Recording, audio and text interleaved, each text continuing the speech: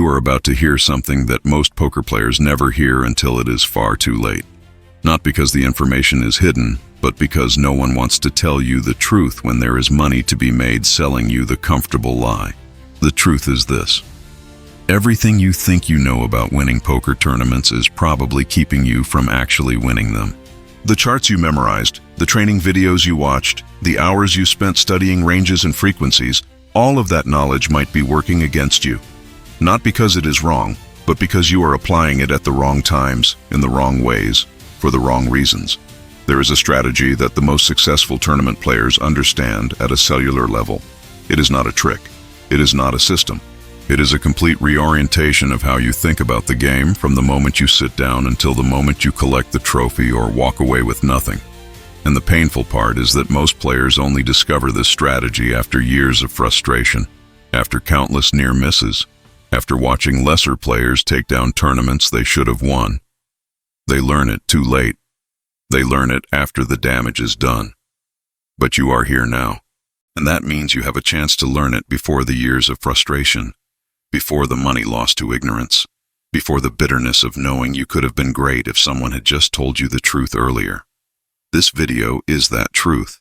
It will challenge beliefs you did not even know you held. It will expose errors you are making right now, in every tournament you play.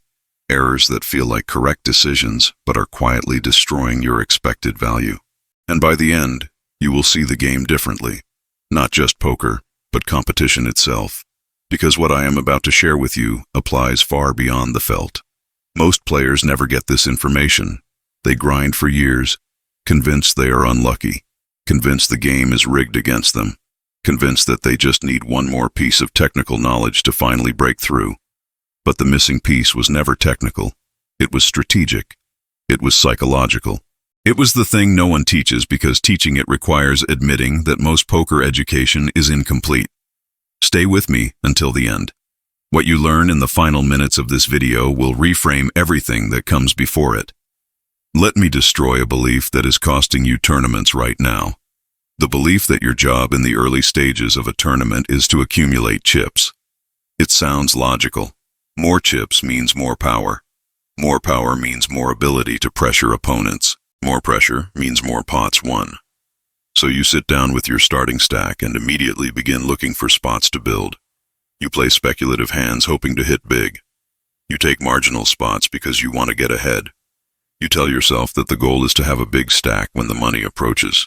This belief is a trap, and the players who hold it most strongly are often the most skilled players at the table, which makes the trap even more devastating. Because they have the ability to accumulate chips, they assume that accumulating chips is the goal. But it is not. The goal of a poker tournament is not to have the most chips at any particular moment. The goal is to maximize your expected value across the entire event.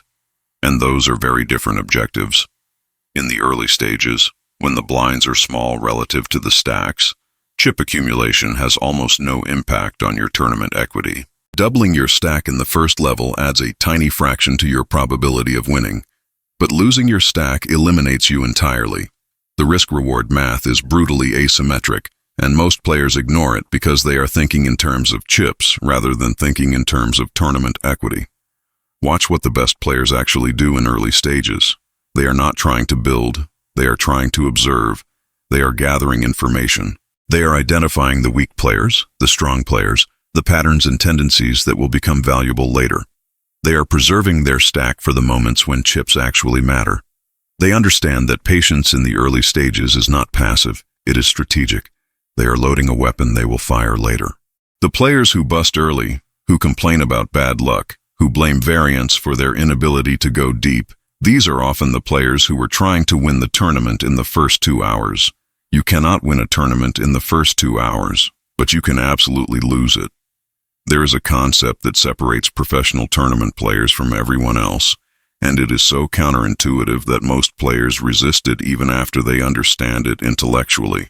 The concept is this: in tournament poker, you should frequently make decisions that are mathematically incorrect in chip terms because they are correct in dollar terms. This is the heart of ICM, the independent chip model, and while most players have heard of it, almost none of them truly play by it. ICM reveals an uncomfortable truth. Your chips are not worth what you think they are worth. A chip you win is worth less than a chip you lose. This asymmetry gets more extreme as you get closer to the money, and even more extreme at the final table. And yet most players continue making decisions as if every chip has equal value, as if the goal is simply to accumulate as many as possible regardless of context. Let me give you an example that will make this concrete. You are at a final table. 6 players remain. You have an average stack. The chip leader opens from the button, and you are in the big blind with pocket queens. In a cash game, this is a trivial all-in. You have a premium hand against a wide range. You are printing money by getting it in here. But in a tournament, this decision is far more complex. If you call and lose, you are eliminated. Your tournament equity goes to 0. If you fold, you still have a playable stack. You can still win. The queens are still a good hand, but the situation has transformed their value. The players who understand this make folds that look insane to observers but are actually optimal. They pass up chip EV to preserve tournament EV. They recognize that survival has independent value that must be weighed against potential gain. And they make these calculations not through complex math in the moment, but through deep internalization of how tournament structures create value. Here is the part that hurts. You have probably made the wrong decision in situations like this hundreds of times without knowing it. You got it in with the best hand and felt good about your play even when you busted, but the play was wrong. The result was irrelevant. And until you internalize this truth, you will continue leaking tournament equity in every event you enter. Now I need to tell you about an error so common that it has become invisible. It is the error of playing to survive rather than playing to win. And before you dismiss this as obvious, let me show you how subtle and pervasive this error really is. You think you are playing to win. You would say that if anyone asked, but your decisions tell a different story. When the bubble approaches, something shifts. Your opens tighten. Your calls become more cautious. Your aggression decreases. You tell yourself this is smart, that you are respecting ICM, that you are playing correctly for the situation. But what you are actually doing is prioritizing a min cash over a real shot at the title. You are trading long-term equity for short-term safety. You are playing not to lose rather than playing to win. The difference between these mindsets is everything. The player who plays to survive sees every confrontation as a risk. They see big pots as danger. They see aggressive opponents as threats to be avoided. The player who plays to win sees every confrontation as an opportunity. They see big pots as chances to accumulate the chips needed to dominate. They see aggressive opponents as players who can be exploited. Here is the brutal math. In most tournaments, the top 3 places contain more prize money than the rest of the payouts combined. If your strategy is optimized for making the money, you are optimizing for the smallest prizes. You are trading a shot at life-changing money for the certainty of a small return. And you are doing this unconsciously, driven by fear rather than strategy. The players who consistently win tournaments are the ones who are willing to bust on the bubble if it gives them the best chance at the title. They understand that a single victory is worth more than 20 min cashes. They play with a level of controlled aggression that feels reckless to observers but is actually mathematically optimal. They are not gambling. They are investing in the highest equity outcomes. Ask yourself honestly, when the pressure increases, do you become more aggressive or less aggressive? Your answer reveals which mindset you are actually operating from. There is a pattern I see in almost every player who struggles to break through in tournaments. They think in hands. They evaluate their decisions one hand at a time, asking whether they played this particular hand correctly. And while that sounds like a reasonable approach to improvement, it is fundamentally flawed. The best players do not think in hands. They think in blocks. A block is a series of decisions connected by position, stack depth, table dynamics, and tournament stage. It is not just the hand you are playing now, but the hands you played before and the hands you will play after. It is the story you are telling through your actions. It is the image you are creating in opponents' minds. It is the pressure you are building or releasing across multiple orbits. When you think in hands, you make isolated decisions that might be locally optimal but are globally disastrous. You 3-bet with a strong hand without considering how it connects to your previous 3 bets. You call a river bet without considering how your calling range on this texture has been perceived across the session. You bluff a spot without considering whether you have bluffs in this spot, often enough to be balanced. When you think in blocks, Every decision becomes part of a larger architecture. Your check raise on the flop is not just about this hand. It is setting up a check raise you will make 3 hands from now, with a different holding. Your fold to a river bet is not just about this pot. It is communicating to the table what kind of player you are. Information they will use against you later, unless you are consciously manipulating it. This is why some players seem to always be one step ahead. They are not psychic. They are not lucky. They are thinking on a different level. They are playing a chess match while you are playing individual games of checkers. And until you elevate your thinking to this level, you will continue to be outmaneuvered by players who understand how decisions connect. Let me tell you about the most expensive moment in any poker tournament. It is not the bubble. It is not the final table. It is the moment when the money starts to matter to you emotionally. This moment is different for every player. For some, it happens when they see the payout board. For others, it happens when they bag chips for day 2. For others, it happens the moment they are dealt into the first hand, the weight of the buy-in sitting heavy in their chest. Whatever moment this is for you, it is the moment when your decision-making begins to degrade, not because you become emotional in an obvious way, not because you start tilting or steaming or making reckless plays, but because your unconscious mind begins to prioritize the money over optimal play. You begin making decisions designed to protect what you might win, rather than decisions designed to maximize what you should win. This is why wealthy players have an edge in tournaments that has nothing to do with skill. They can afford to lose, which means they can afford to play correctly. They can take the shots that tournament equity demands. They can make the folds that look crazy and the shoves that look reckless, because they are not emotionally attached to the outcome. The buy-in is irrelevant to their life, so they play with clarity that players who are scared of the money simply cannot access. You might not be wealthy. You might not be able to make the buy-in irrelevant, but you can become aware of the moment when money starts mattering. You can build mental systems to recognize when your decisions are being corrupted by financial fear. You can practice detachment. You can deliberately put yourself in situations where you are uncomfortable with the stakes in order to build tolerance. The goal is not to stop caring about money. The goal is to stop letting the money you might win interfere with the decisions you must make. The players who win consistently have mastered this. They have learned to treat every tournament as if the buy-in has already been lost. They play for the title, not for the cash. I want to talk about aggression because it is the most misunderstood concept in tournament poker. Most players think they understand aggression. They have heard that aggression is good, that the aggressive player has 2 ways to win, that you should be applying pressure rather than calling, and so they try to be aggressive. They raise more, they bet more, they push people around. But most of this aggression is unfocused, untargeted, and ultimately destructive. True aggression is not about frequency. It is about selection. It is not about being aggressive in general. It is about being aggressive in exactly the right spots, with exactly the right sizing against exactly the right opponents. Indiscriminate aggression is a leak. It bleeds chips against players who know how to trap. It builds pots you cannot win. It creates an image that makes your value bets harder to get paid. The best players are surgically aggressive. They identify spots where their opponents are weak and attack those spots relentlessly. They identify spots where their opponents are strong and avoid confrontation entirely. They modulate their aggression based on stack depths, table dynamics, tournament stage, and individual opponent tendencies. They are not trying to win every pot. They are trying to win the pots that matter. Here is a question that will reveal whether your aggression is intelligent or indiscriminate. When you are being aggressive, can you articulate exactly why this spot is better for aggression than other spots you passed up? If you cannot answer this question, you are not being aggressive. You are being reckless.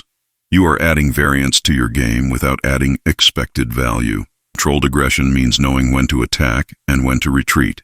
It means understanding that the threat of aggression is often more valuable than aggression itself. It means building an image that makes opponents unsure whether you have it or not, so that when you do attack, they cannot find the fold they need.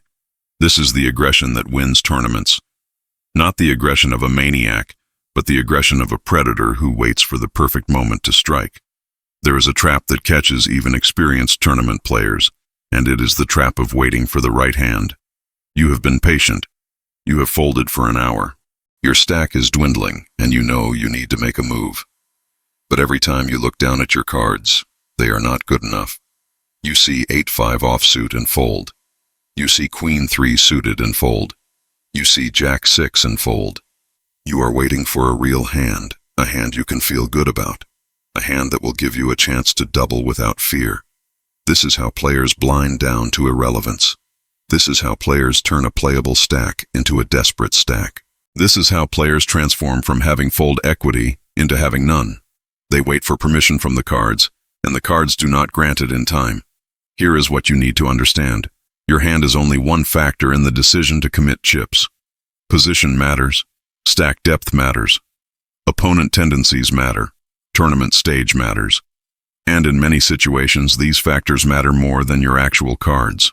A well-timed shove with 7-2 offsuit from the button against tight blinds can have more equity than a passive limp call with pocket tens from early position. The players who win tournaments are not waiting for hands. They are creating situations. They are identifying spots where they can win without showdown. They are using their stack as a weapon rather than hoarding it as a shield. They understand that in tournament poker, aggression with initiative is often more valuable than passive strength. Ask yourself how often you bust a tournament with a short stack, waiting for a hand that never came. Now ask yourself what would have happened if you had played your position and stack size instead of your cards. The answer will disturb you because you will realize that many of your late tournament exits were self-inflicted. You were not unlucky. You were passive. And passivity in tournament poker is a slow form of suicide. Now I need to tell you about something that separates the elite from everyone else. It is the ability to use psychological pressure as a strategic weapon. This is not about being intimidating. It is not about talking at the table or staring people down or wearing sunglasses and a hoodie. It is about understanding how pressure works in a poker tournament and deliberately creating situations where your opponents cannot think clearly. Tournament poker is inherently pressurized. The blinds increase. The average stack shrinks in big blind terms. The money gets closer and then the payouts get bigger. Every decision carries more weight as the event progresses, and different players respond to this pressure differently. Some tighten up, some become reckless, some freeze entirely, unable to make decisions without tanking for minutes. The elite players recognize these responses in their opponents and exploit them. They identify who is scared of the money and apply pressure to that player relentlessly. They identify who is tilted and avoid confrontation until that player self-destructs. They identify who is overconfident and set traps. They are not just playing their cards and their position. They are playing the psychology of the table, using information about mental states that most players never even notice. Here is how you begin developing this skill. Start observing your opponents not just for their betting patterns, but for their emotional states. Watch how they handle losing a big pot. Watch how they respond to bad beats. Watch their body language when they are in difficult decisions. Watch how their behavior changes as the tournament progresses. This information is far more valuable than any card-based tell, because it reveals how they will respond to pressure, which tells you exactly how to apply it. The best tournament players are not just card players. They are psychologists. They understand human nature under pressure, and they use that understanding to break their opponents before the cards ever need to be revealed. We are approaching the end, and I need to tie everything together. But first, I need to tell you about the strategy that this entire video has been building toward. It is the strategy that most players learn too late, the insight that seems obvious only in hindsight, the truth that changes everything once you truly understand it. The strategy is this. Tournament poker is not about making good decisions. It is about making good decisions at the moments that matter. Most hands do not matter. Most pots are small. Most decisions have minimal impact on your tournament equity. But a few hands, a few decisions, a few moments, these are everything. They are the moments when stacks are committed, when tournaments are won or lost, when fortunes change. And the quality of your decisions in these moments is the single greatest determinant of your long-term success. This is why players who seem average for most of the tournament suddenly shine at final tables. They have been conserving their mental energy for the moments that matter. They have been waiting for the key decisions, the pivots, the confrontations that will define their results. They play the small pots adequately, but they play the big pots brilliantly. And that combination is what produces consistent, deep runs and victories. Most players do the opposite. They burn mental energy on small pots. They think deeply about decisions that barely matter. They tank on inconsequential calls. And then, when the critical moment arrives, when the decision that will determine their tournament life is in front of them, they are exhausted. They make their choice quickly, not because they have analyzed it thoroughly, but because they have nothing left. They have spent their focus on the trivial and have nothing left for the essential. This is the strategy. Save your best thinking for the moments that matter.